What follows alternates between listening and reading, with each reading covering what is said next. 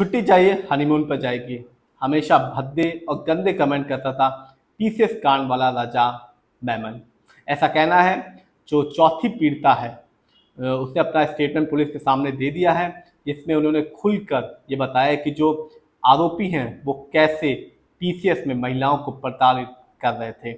बीते दिनों नासिक से सामने आए टीसीएस धन परिवर्तन मामले में अब एक और आरोपी रजा मेमन को भी पुलिस ने गिरफ्तार कर लिया है। इस कांड में हर दिन नए नए पर्चे खुल रही हैं और जिसको सुनने के बाद जो पुलिस है वो भी काफ़ी ज़्यादा हैरान रह गई है। इस केस में अब चौथी जो पीड़िता है उसका भी जो स्टेटमेंट है उसने अपना स्टेटमेंट पुलिस के सामने दे दिया है और पीड़िता के मुताबिक काम की शिफ्ट सुबह 9 बजे से शाम 6 बजे तक होती थी।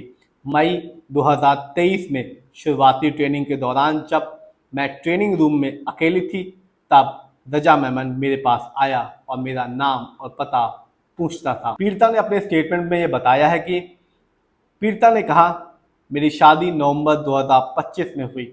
उस समय जब दोपहर के खाने के बाद मुझे ऑफिस में एक हल्की सी झपकी आ गई तो रजा ने गंदी नज़रों से घूरते हुए कहा, शादी के बाद तो रात में सोना चाहिए, आखिर रात में तुम इतनी बिजी क्यों रहती हो। इसके बाद फरवरी 2026 में जब मैं अपने पति के साथ गोवा जाने के लिए रजा से छुट्टी मांगी तो रजा ने मुस्कुराते हुए मुझे ऊपर से नीचे तक देखा और पूछा, छुट्टी चाहिए, हनीमून पर जाओगी, तुम शराब पीती हो।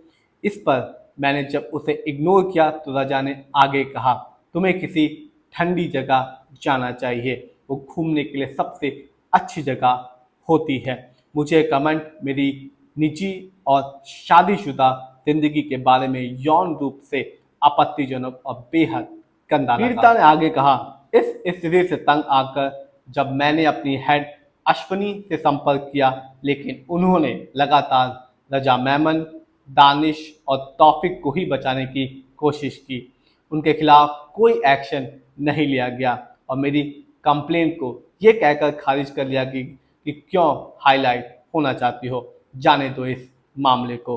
फिर 19 मार्च 2026 को गुड़ी पड़वा के दिन मैं साड़ी पहनकर ऑफिस आई। उसी दोपहर लगभग 12 बजे जब मैं अपनी डेस्क पर थी, शाहरुख जानबूझकर मेरे पास आकर बैठा। एक अजीब टकटकी भरी निगाहों से उसने मुझे घूरते हुए कहा, आज आप बिल्कुल अलग लग रही हो, क्या हम कहीं बाहर चल सकते हैं। ये सुनकर मुझे बहुत अनकंफर्टेबल हुआ और मैं उठी और वहाँ से चली गई। तो ये जो आरोपी हैं ये जानबूझकर नए लोगों को फंसाते थे, उनको मानसिक तौर पे और शारीरिक तौर पर भी प्रताड़ित करते थे।